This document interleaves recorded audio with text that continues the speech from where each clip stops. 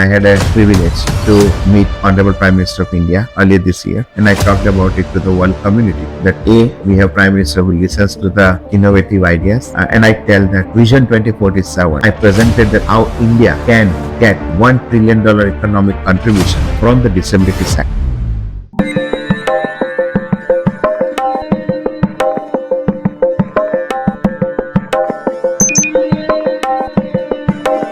UN is a very important global body. It is under the context of 180 plus countries signing a comprehensive treaty back in 2007 to adopt the provisions of UNCRPD called Conventions of Rights of Persons with Disability, under which there is a commitment by all state parties, which is countries, to ratify the provisions of the CRPD treaty, what they have signed, they have to do in their country.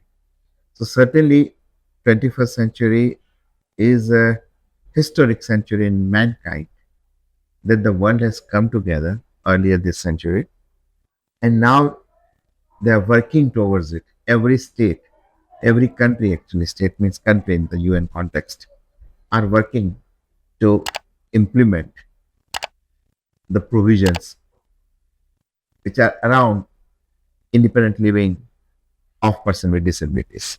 So under that, every year there is a conference of state parties. So this was the 18th state party convention from June 9th to 12th this week. And Voice of SAP is UN CRPD accredited organization. Much more than that, we are special consultative partner to United Nations Economic and Social Council. So we definitely are happy that this type of annual conventions are organized, where the leaders of disability sector and of course the ambassadors and the country representatives participate for 4 days. Deliberations happen and how to take it forward, the agenda of UNCRPD uh, uh, for the betterment of the 15% of the world population, which is more than 1.2 billion. It's a sizable population for which this United Nations body and the role has been there.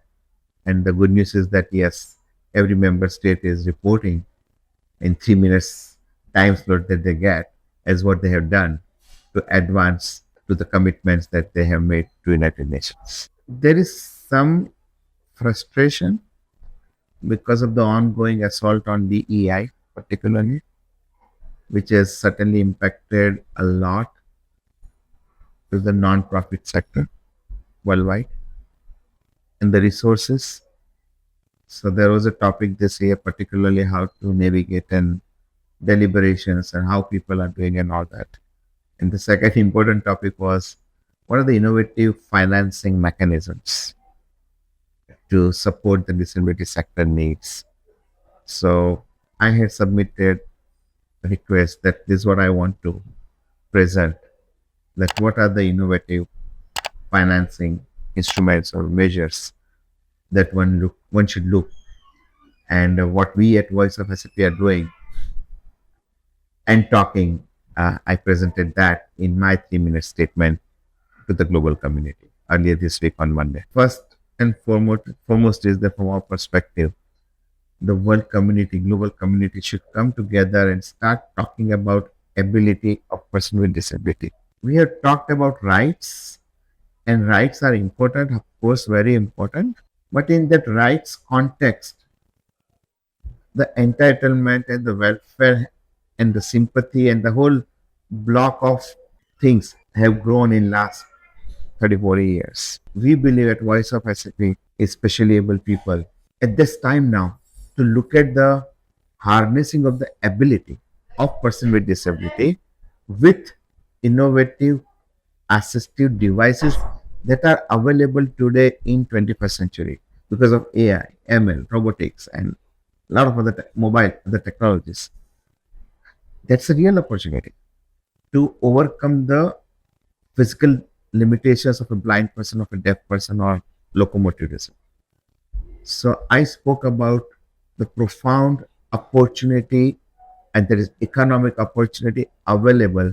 So the dialogue and conversation should be around what is the economic opportunity for every country.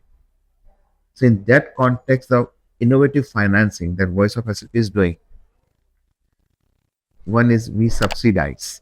We have assistive technology investment fund under which we are promoting, we are investing the startups of assistive technology, innovative assistive technology. We have been funding more than 10 such companies. So that's how we subsidize the price of the product for those who cannot afford. So the innovators keep on achieving the scale with the subsidy that we provide. So it's in a way different model where we are not giving freebie to the beneficiary, or it is not that expensive either. It is affordable, and it establishes the ownership of the beneficiary, and that ownership will drive the product improvements because they'll ask for more, and the products will continue to help more and more. So it's a little different model that we support these innovators. They want to support more and more so that more technologies flourish. So we work with venture capitalists, and we work with the social impact fund. So that sort of new era of not pure charity but subsidy kind of a model that probably will help other countries also to follow. Second thing is that I had a privilege to meet Honorable Prime Minister of India earlier this year, and I talked about it to the world community. That we have Prime Minister who listens to the innovative ideas, and I tell that what I essentially presented was Vision 2047. Underneath, I presented that how India can get $1 trillion economic contribution from the disability sector. $1 trillion. You heard it right. Because if you start looking at what we can do to get $1 trillion, I presented the whole blueprint. The majority of the blueprint is around comprehensive tax incentives, either to the corporations if they hire the person with disability, or they put a lift or elevator and get the 100% depreciation in the year of upgrade. So thousands of banks will become accessible, or to the families who buy the assistive device or who have the healthcare provider at home for elderly parents or child or anybody in the family to take care. Because India will see massive expansion of middle class in next 22 years, and the middle class looks for tax incentives. So we are creating a pull factor. Once you create this pull factor, small scale businesses will look for, oh, if I pay $100 salary and if I get $200 expense deduction, let me see, maybe there is money for me. Likewise, families. So this will create millions of new non-existing jobs today in India in home healthcare, and many other in assistive technology and speech therapies and physiotherapy. And so the whole system, the jump start of the economy is possible. Now, if India can realize $1 trillion economy from disability sector in next 22 years, the world can have trillions of more.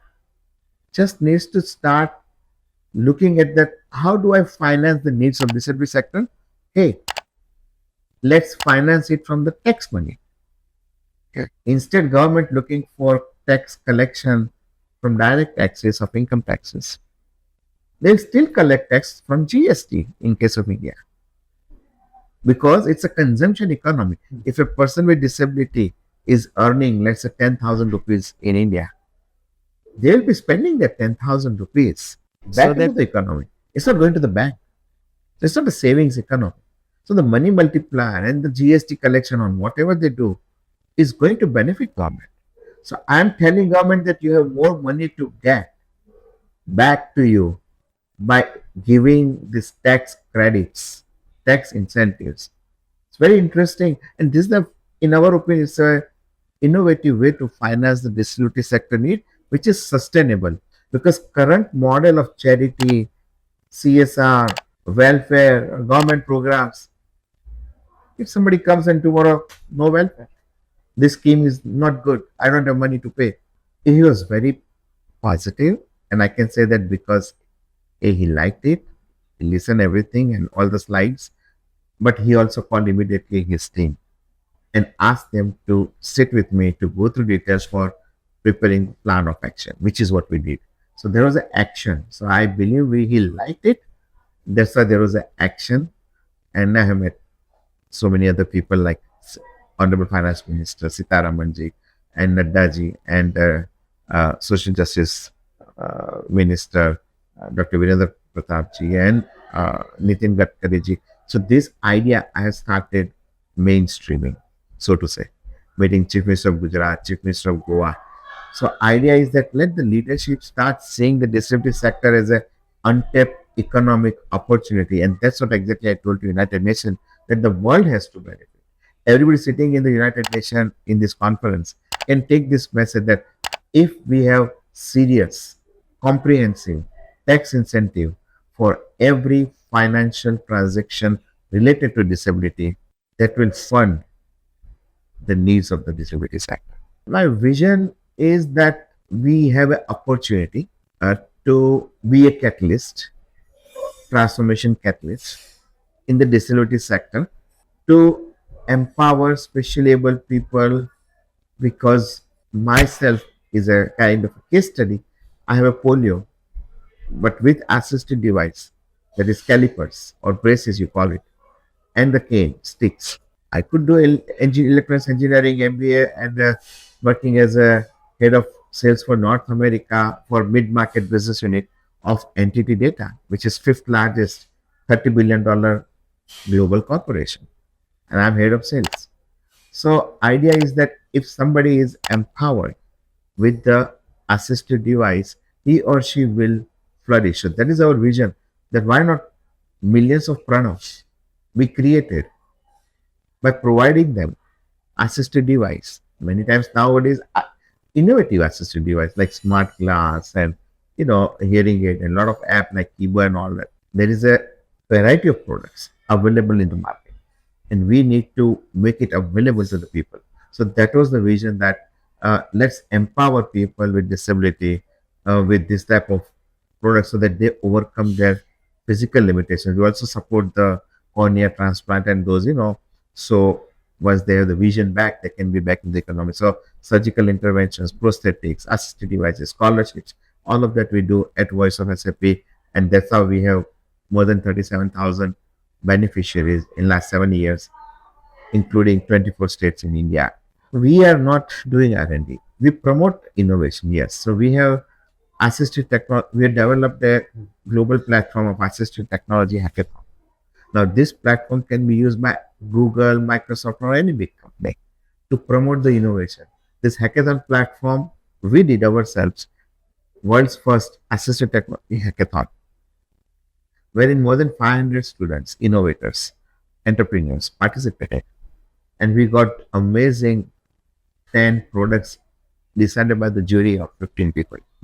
So that's something we promote as part of our charter to promote innovation. But at the same time, we fund those innovators whose products are very good, initial adoptions are good.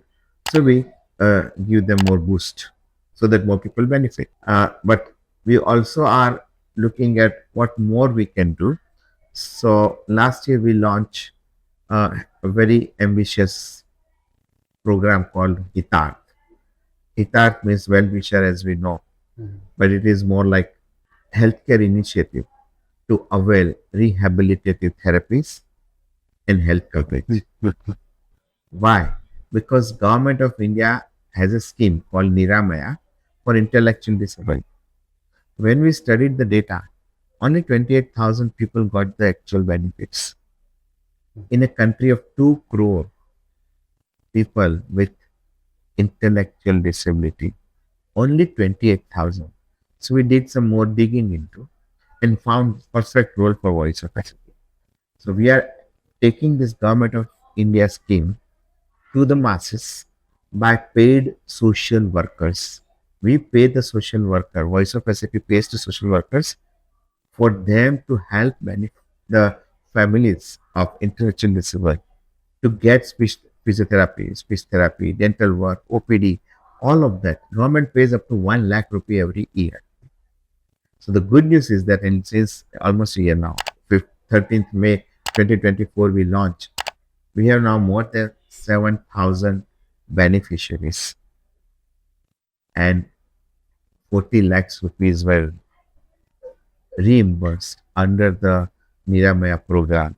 Our goal is obviously much more, but we have figured out and we are executing, and everything is online, Lalitji. What Voice of SAP does differently is everything is online. People can apply online to receive innovative assistive device. They will get it at their home, democratizing access to the whole innovative products through mobile or through the laptop. This Hitat program is also very transparent. Anybody can apply to become Hitat Sahayak, which is social worker. Mm.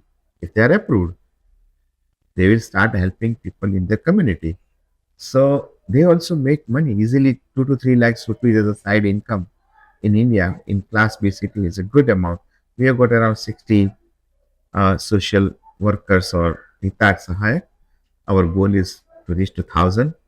And this is where I consider this as a real transformation opportunity at a scale which is hard to conceive and obviously hard to execute. But we have done both. And these are the programs under which millions of people should, would, or could benefit. We are, as a catalyst, doing what we can. And with larger support of our community, we have more than 2,000 donors, NRI donors, and Manubhai and Tarsadeh Foundation, BU Patel, or Ilaben MedStar hospitals. They are our very good donors, and we believe that they are strategic donors. Together, we can do a lot because this is the area where the attention has not been given as much as we should, because it's a new area and the opportunity has come now at this time because of technology revolutions. So I believe together we can seize this opportunity for children with disability, women with disability, seniors with disability. So all these segments, we are very sympathetic as a society. I'm adding the tag of disability. Yes, we want to help child learn, educate. Child with disability, and we think about it. Yes, we want to help women empowerment. Can we look at how women with disability can be self-sufficient, start earning? Those are the things. And we have thousands of case studies. In reality, you can find it on our website under beneficiary videos and beneficiary stories. So we keep on sharing with our donors and volunteers. We are not dependent on government resources. So I directly have no knowledge of losing any. Yeah, but we heard a lot about the DEI, and if DEI programs are abandoned by large companies, I think that will have consequences on the disability sector. But that is why we firmly believe that it's time for US also to look at more sustainable ways to engage. We have to really, at US, we have a ADA 2.0 advocacy, and I want to present it to many congressmen or whoever is interested, that how can we achieve more sustainable model. Yes, money is not unlimited. We cannot keep on spending, but tax incentive to the what I'm talking for India would help a lot in America also, directly applicable. So I think the current environment should give a birth to a new model, which is what Voice of SAP is talking.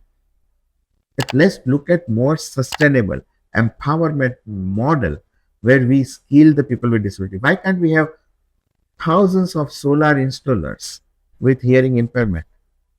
That's what we are doing in India. Why can't we? Why can't we have interest-free or very subsidized loan for the people with disability in America? Why can't we give far more tax advantage to the employers. Some states are giving, but why can't it be a federal program? So I think it will this whatever currently is going on, the reset or uh, should give a birth to a more sustainable model so that people's lives are not dependent on welfare or food stamp, but they produce and they enjoy and they live their life with dignity. That's what I think is the opportunity in the current time.